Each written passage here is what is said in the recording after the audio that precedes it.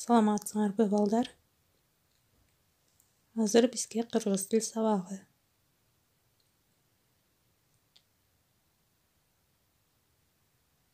Сабакка даярсыңарбы?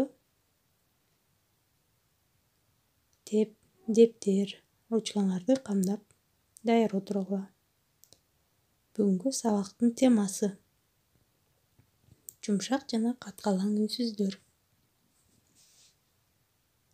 Сабактын максаты үнсүздөрдүн бөлүнүшү жөнүндө түшүнүк аласыңар. Сөз байлыгыңар өсөт. Эске тутууңар калыптанат. Катасыз жазууга көнүгөсүңөр.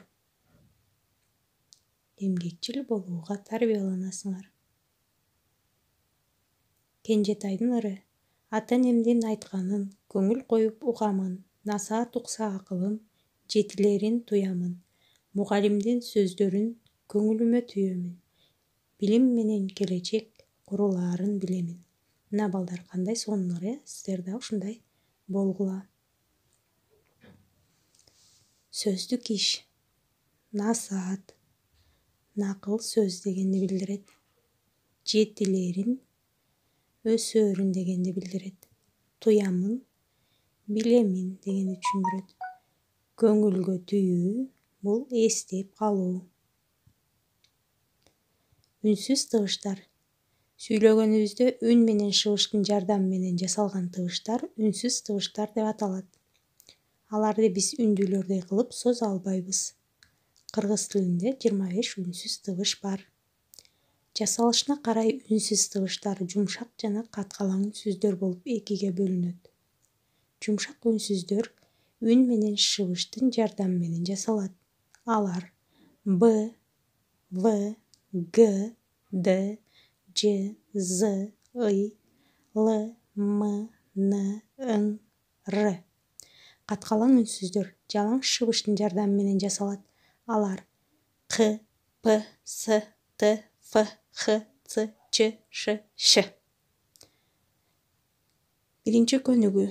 Үнсүз тыбыштар деп кандай тыбыштарды айтабыз? Жумшак үнсүздөргө кайсы тыбыштар кирет? Каткалаң үнсүздөр кайсылар?